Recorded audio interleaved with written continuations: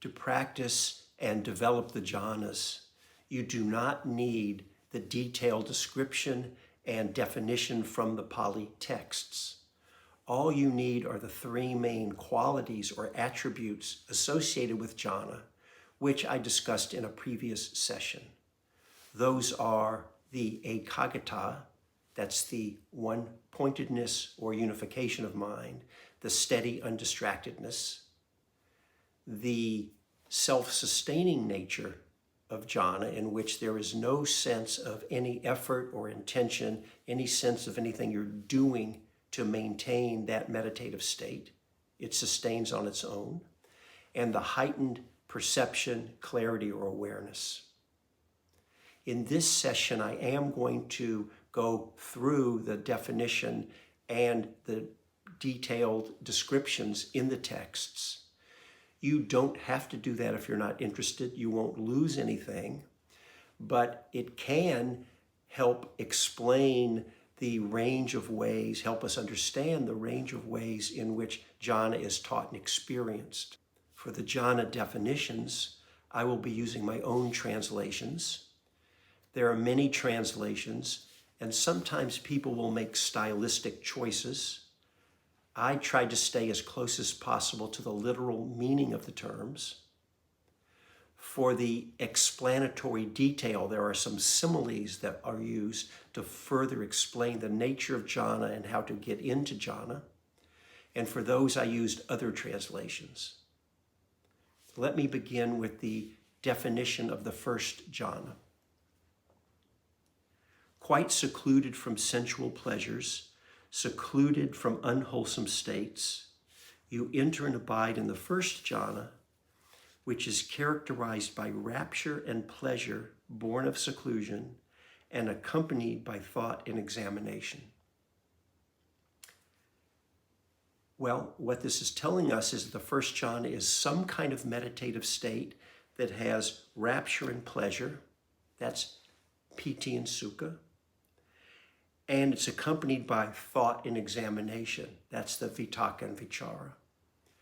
Right away, we can see that there can be a wide range of very different meditative states that match this verbal description. The ekaggata, the one-pointedness, is not mentioned here, but ekaggata is present throughout all of the jhanas. It's explicitly mentioned in later jhanas, but it is here too in the first jhana.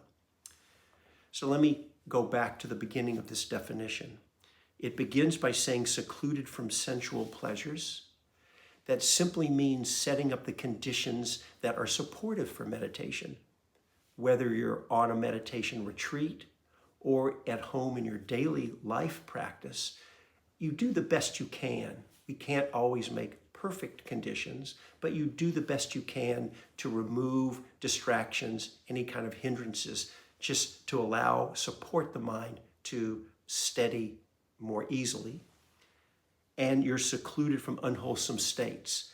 Again, that's setting up supportive conditions the best you can for the period of the meditation.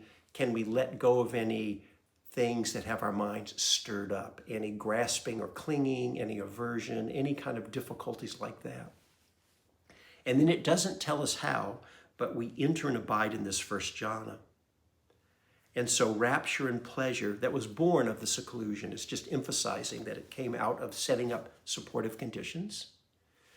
Some kind of Piti and Sukha are there. I mentioned in a previous session that there is a wide range of how people experience Piti and Sukha. And so it can be very strong, very dramatic, and it can feel like a bliss, sometimes very strong in the body, whether it's energies that feel like they're moving, or maybe we don't notice it moving so much, but just in the body can be quite strong, or it can be much lighter and smoother. It varies for all of us.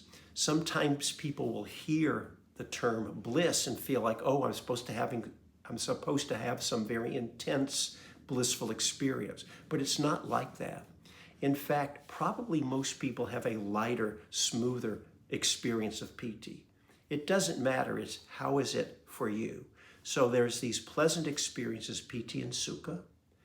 And then some kind of mental activity, the Vitakka, Vicara, whether you consider it to be the act of connecting and sustaining your awareness with your meditation object, or a broader experience of mental activity, such as I translated here, thought and examination.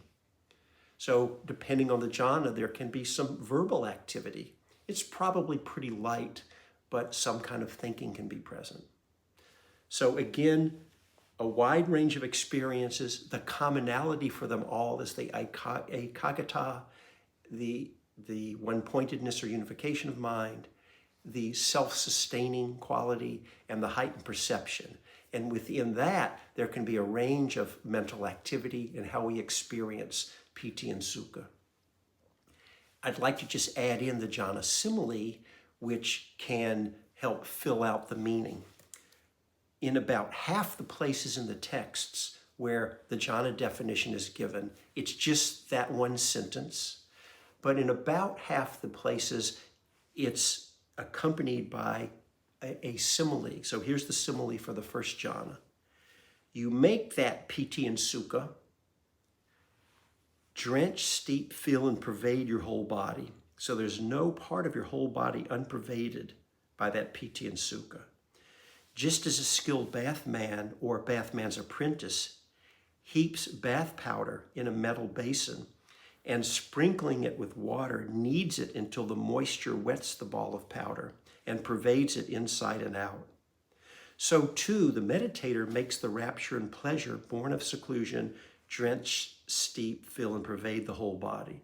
So there's no part of your whole body unpervaded by the rapture and pleasure, the Piti and Sukha.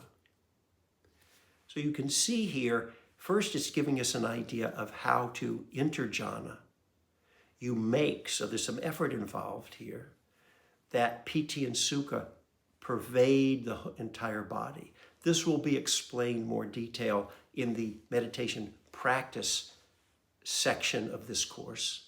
But you're doing something to bring that Piti and Sukha through the body, whether it happens on its own or there's ways you can steer it and make that happen. And then your whole body becomes filled with a body of bliss or pleasure. This is both the way to enter jhana and the nature of the experience of jhana itself.